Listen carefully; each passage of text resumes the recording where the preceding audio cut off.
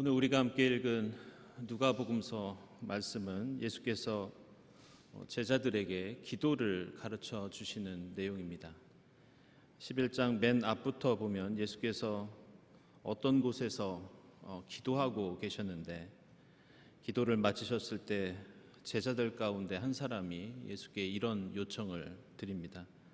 주님, 세례 요한이 자기 제자들에게 기도를 가르쳐 주었던 것처럼 우리에게도 기도를 좀 가르쳐 주십시오. 이렇게 부탁을 드립니다. 그때 예수께서 가르쳐 주신 기도가 바로 우리가 잘 알고 있는 주의 기도입니다. 그 주의 기도를 가르쳐 주신 다음에 오늘 우리가 읽은 5절 이하에서 기도가 어떤 의미를 담고 있는지 우리에게 말씀하고 있습니다. 그 내용의 핵심은 9절 말씀에 나오는 것처럼 우리가 구하면 하나님께서 우리에게 주실 것이요, 우리가 찾으면 찾을 것이요, 문을 두드리면 열어주실 것이라는 말씀이었습니다. 그러면서 구하는 사람이 받고 찾는 사람이 찾고 문을 두드리는 사람이 사람에게 열어주시는 이 기도의 응답은 마치 친구가 무엇을 요청할 때 우리가 들어주는 것처럼, 그리고 자녀가 부모님에게 어떤 부탁을 드렸을 때 들어주시는 것처럼 하나님의 자녀된 우리가 하나님께 기도했을 때 하나님께서 응답해 주시는 것은 당연한 것이다. 당연한 것이다. 이런 말씀을 우리에게 해주고 계십니다. 예수의 이러한 기도에 대한 가르침은 사실 새로운 것은 아니었습니다. 이스라엘 백성들은 아브라함 시대부터 기도를 중요하게 여겼고 또 오래된 기도의 전통을 이어받아서 실천하고 있었습니다. 그 중에서도 이 유대교 전통에서는 기도가 다른 어떤 것보다 중요한 그런 신앙의 덕목으로 여겨지고 있었습니다. 이러한 기도의 가장 오래된 전통 가운데 하나는 오늘 우리가 함께 읽은 구약에 나오는 아브라함의 기도입니다. 아브라함은 갈대아 우르를 떠난 이후로 가는 곳마다 하나님께 제단을 쌓아 기도를 드렸고, 그리고 하나님의 약속과 뜻을 그 기도를 통해서 되새기면서 기도를 통해 힘과 위로를 얻어 힘든 광야길을 갈 수 있었습니다. 그리고 오늘 아브라함은 소돔을 위해서 중보의 기도를 하나님께 드립니다. 의인 몇 명이 있으면 그 심판을 거두어 주시겠느냐고 중보하고 있습니다. 아브라함은 처음에는 숫자를 5명씩 3번을 줄입니다. 50명에서 45으로, 그리고 의인 40명으로 줄입니다. 그런데 그 다음에는 더 대담하게 40명에서 30명으로, 그리고 20명에서 10명까지 이렇게 한 번에 10명씩 줄입니다. 우리 생각에는 왜 하나님께 기도하면서 10명이 아니라 5명, 아니 3명이나 1명으로 줄였으면 소돔이 이렇게 망하지 않았을 텐데, 그런 생각을 할 수 있습니다. 그러나 고대 중동에서는 이 50명이라고 하는 숫자가 한 가문 전체를 가리키는 그런 상징을 갖고 있었습니다. 그리고 일반적으로 한 성읍에서 가장 기초를 이루는 집단을 그 기본적인 단위가 바로 10명이었습니다. 따라서 이것은 한 개인뿐 아니라 한 성읍의 심판과 구원이라는 측면에서 아브라함이 하나님께 간구할 수 있는 가장 최소한의 숫자가 10명이었습니다. 그런데 이러한 아브라함의 기도에는 우리가 주목할 것이 있는데, 그것은 아브라함이 드렸던 기도가 그가 요구한 것을 하나님께 받는다는 의미를 넘어서 그의 기도에는 더 중요한 하나님과의 인격적인 관계라는, 그 관계 속에서 이루어진 사건이 바로 아브라함의 기도라는 그런 특징이 있습니다. 오늘 창세기 18장까지 아브라함은 하나님과 모두 3번에 걸쳐서 하나님과 말씀을 나누고 하나님께 간구해왔던 것을 볼 수 있습니다. 창세기 15장 2절, 15장 8절, 그리고 17장 18절에서 아브라함은 하나님을 만나고 하나님과 대화하면서 하나님께 기도를 드립니다. 그런데 이제까지 아브라함은 하나님 앞에서 무엇인가 말씀을 듣거나 기도를 드릴 때 하나님 앞에서 당당하지 못했고 늘 움츠러들었습니다. 하나님을 뵙고 기도할 때마다 환상 가운데 하거나 아니면 얼굴을 땅에 대고 하나님을 직접 뵙지 못하고 하나님 앞에 엎드려서 기도를 드렸습니다. 그런데 오늘 말씀은 아브라함이 하나님 앞에 하나님과 얼굴을 맞대고 서 있는 걸 볼 수 있습니다. 그리고 우리가 읽은 23절을 보면 아브라함이 주님께 가까이 가서 아뢰었다. 우리가 구약 성경을 보면 늘 하나님을 만난 사람은 뒤로 물러서거나 하나님 앞에 두려워하거나 머뭇거리지만 오늘 아브라함은 주님께 가까이 가서 아뢰었다. 이렇게 말씀합니다. 다시 말해 이전에 보지 못했던 태도를 보이면서 감히 하나님 앞에서 당당하게 요구를 합니다. 그것이 바로 오늘의 기도입니다. 따라서 오늘 아브라함이 오늘 여러 번에 걸쳐서 하나님께 마치 흥정을 하듯이 하나님께 마치 무리한 요구를 하는 것처럼 보이는 것은 오늘 드리는 이 기도가 첫 번째 기도가 아니라 그동안 오랜 세월 동안 이어져 온 하나님과의 돈독한 관계, 신뢰의 관계 때문에 가능한 일이었습니다.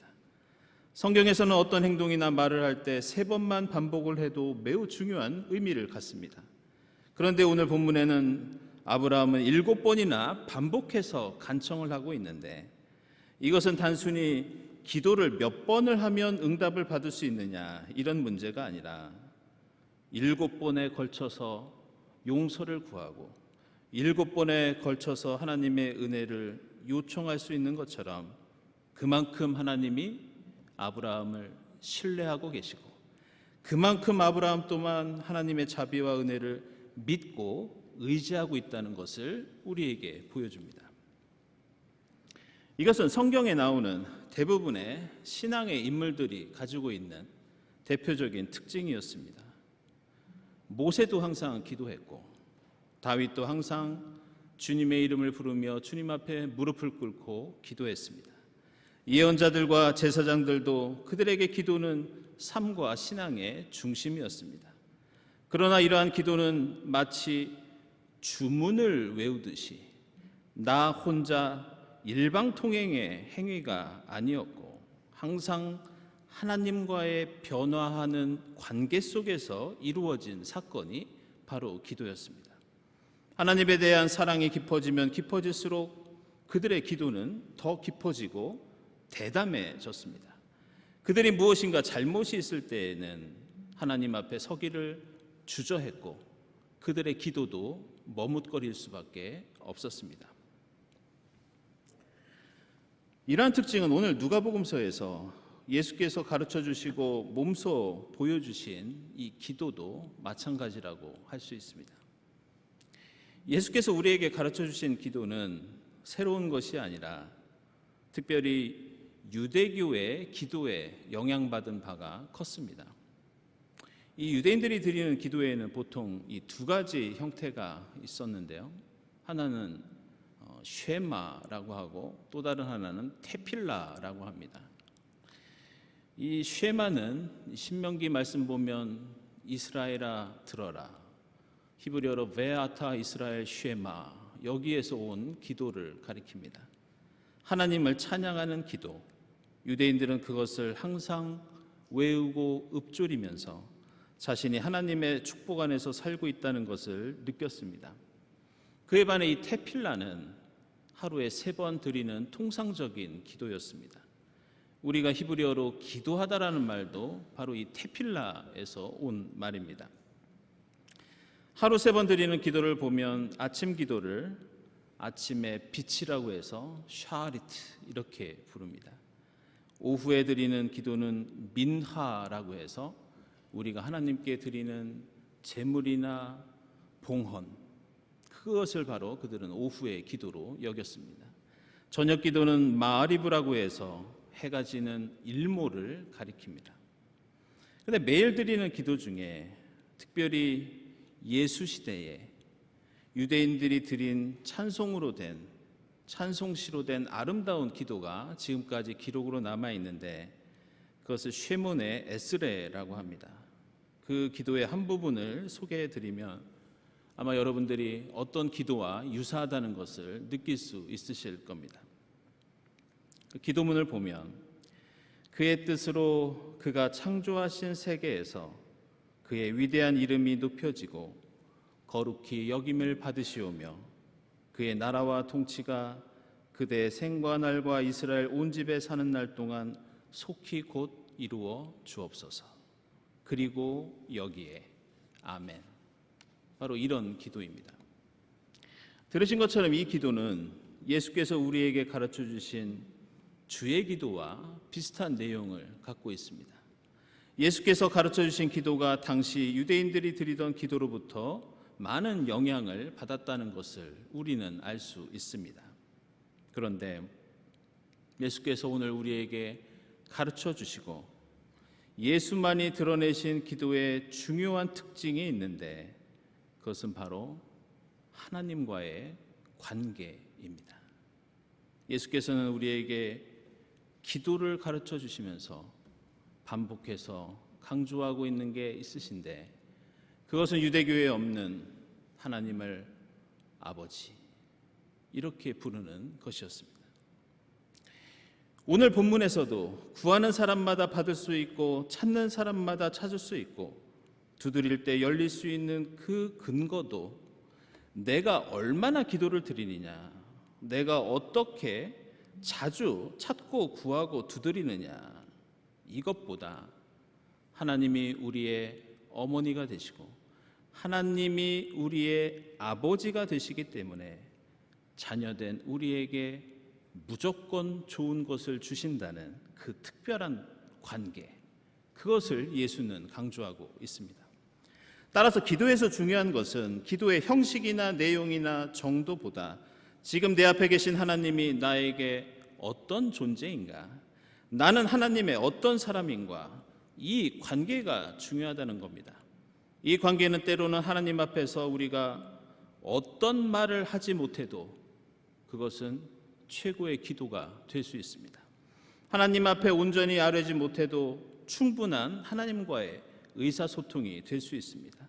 반대로 이 관계가 온전치 못하면, 하나님 앞에 우리가 떳떳하지 못하면, 우리가 화려한 기도를 드린다 하더라도 그것은 바리새인의 형식적인 기도가 될 뿐입니다. 그래서 우리는 화려한 말솜씨로 기도할 필요가 없습니다. 내가 하나님을 진정으로 사랑한다면 그저 하나님의 이름만 반복해서 불러도 그것은 하나님이 들어주시는 최고의 기도가 될 수 있습니다. 하나님께서 나를 사랑하신다는 확신이 있다면 우리가 그저 무릎만 꿇고 고개만 숙이고 있어도 기도가 됩니다. 하나님이 우리의 어머니가 되시고 아버지가 되신다는 그 믿음, 우리가 하나님의 자녀가 된다는 그 확신과 사랑이 바로 우리가 드리는 기도의 처음과 끝이라고 하겠습니다. 오늘 말씀과 관련하여 제가 겪었던 기도에 관한 개인적인 체험을 여러분들에게 소개하고 말씀을 마칠까 합니다. 아시는 것처럼 저는 어머니의 신앙으로 모태신앙을 갖게 되었고 목회자가 될 수 있었습니다. 다른 한편으로는 저희 작고하신 아버님은 예수를 오랫동안 믿지 않으셨습니다. 저희 아버지는 유교 집안에서 태어나고 자라셔서 이 기독교에 대한 선입관을 갖고 계셨고, 어머니가 예수를 믿는 것에 대해서도 때로는 부정적인 시각을 드러내셨습니다. 누군가 저희 아버지를 전도하려고 예수 믿고 천국 가셔야 되지 않냐고 하셨을 때 저희 아버지가 이런 대답을 하신 적도 있습니다. 나는 천국보다 지옥이 더 좋습니다. 왜 그러냐고 여쭤보자. 지옥에는 불이 많아서 따뜻한데 천국은 추워서 싫습니다. 이렇게 전도에 냉소적인 농담을 하셨던 그런 기억이 납니다. 어머니는 물론 이런 아버지를 위해서 기도하셨습니다. 그러다가 뒤늦게 저희 아버지는 기적적으로 예수를 믿게 되셨습니다. 예수를 주님으로 고백하면서 세례도 받고 나중에는 집사도 되시고 1년에 성경을 5번이나 통독할 정도로 열심히 있는 신앙인으로 사시다가 주님 품에 안기셨습니다. 저는 제가 예수를 믿게 되고 목회자가 된 것, 저희 아버지가 주님을 영접하게 된 것, 이 모든 것들이 하나님의 은혜요, 무엇보다 어머니의 간절한 기도 때문이라고 그렇게 믿고 고백하고 있습니다. 근데 제가 이런 말씀을 드리는 이유는 단순히 우리가 기도하면 응답받는다, 이 말씀을 드리기 위해서가 아닙니다. 이 기도라는 행위가 가진 또 다른 중요한 의미 때문입니다. 단순히 보면 믿지 않는 남편을 위해 기도해서 믿게 되었다는 아름다운 해피엔딩으로 보이지만 그 과정을 보면 결코 그렇지 않습니다. 그렇다면 얼마나 어머니는 아버지를 위해서 기도했던 것일까? 저희 어머니는 결혼을 하시고 단 한 번도 새벽 기도를 걸은 적이 없이 하루에 평균 3-4시간씩 나라와 민족과 교회와 교우와 가족과 친지들을 위해 기도하셨는데, 물론 그 모든 기도가 아버지만을 위한 것은 아니었지만 그 기도 생활을 35년을 했을 때 저희 아버지가 예수를 영접했습니다. 어느 날 그 시간을 대충 계산해 보니 4만 시간이 넘는 시간이었고, 날짜로 계산해 보니 어머니는 69년의 인생을 사는 동안 자신의 삶에서 4년 6개월 이상을 무릎을 꿇고 하나님을 만나고 하나님께 간구하셨습니다. 근데 제가 저희 가정에 있었던 이 일을 여러분에게 소개하는 것은 단순히 여러분에게 끈질기게 오래 기도하면 하나님이 들어주신다, 이것을 말씀하고자 하는 것이 아닙니다. 오히려 매일 3-4시간씩 35년을 기도해야 응답받을 수 있다면 많은 분들이 기도를 포기하실지 모르겠습니다. 그런데 나중에 한 사실은 어머니가 그렇게 오랜 시간 씨름하듯이 기도할 수 있었던 것은 놀랍게도 내가 이렇게 씨름하듯이 기도하다 보면 언젠가는 응답을 받을 수 있다는 생각 때문이 아니었습니다. 이렇게 기도했던 것은 바로 하나님의 사랑 때문이었습니다. 남편에 대한 긍휼과 사랑 때문이었습니다. 기도에서 무엇을 얻어내고 무엇을 이루는 것이 목적이 아니었고, 매일매일 기도하는 그 시간과 그 자리가 바로 기도의 목적이었습니다. 그 기도가 바로 믿음이었고, 그 기도가 바로 소망이었고, 그 기도가 바로 사랑의 표현, 사랑의 응답이었습니다. 오늘 우리가 함께 나눈 누가복음서 11장은 주의 기도가 앞부분에 나오고 뒷부분에는 오늘 우리가 함께 읽은 기도에 대한 본문이 나옵니다. 그런데 누가복음서 11장 앞에는 지난 주일과 지지난 주일에 우리가 함께 나누었던 선한 사마리아인의 비유, 그리고 마르다와 마리아의 이야기가 나옵니다. 선한 사마리아인의 비유는 이웃사랑에 대한 말씀이고, 마르다와 마리아에 대한 그 이야기는 하나님에 대한 사랑, 그 의미를 담고 있습니다. 예수께서는 이웃사랑과 하나님 사랑을 말씀하시고서는 우리에게 기도를 가르쳐 주시고 오늘 구하고 찾고 두드리라고 말씀하십니다. 그러면서 오늘 우리에게 말씀하십니다.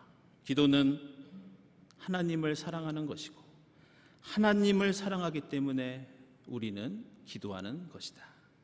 기도하는 것이 내 가족과 교우와 이웃을 사랑하는 것이고, 우리가 그들을 사랑할 때 우리는 기도할 수 있고 기도해야 된다.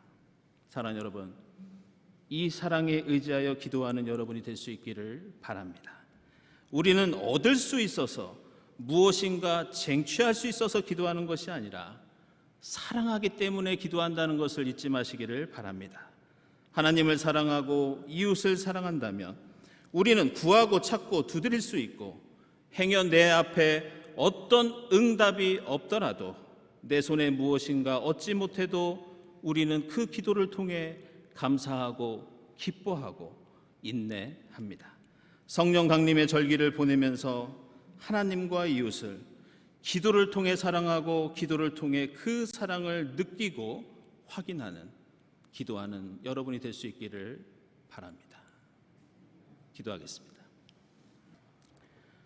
하나님, 저희를 주님의 자녀로 삼아주시고 하나님의 이름을 부르며 기도할 수 있는 자녀의 특권을 허락해 주시니 감사합니다.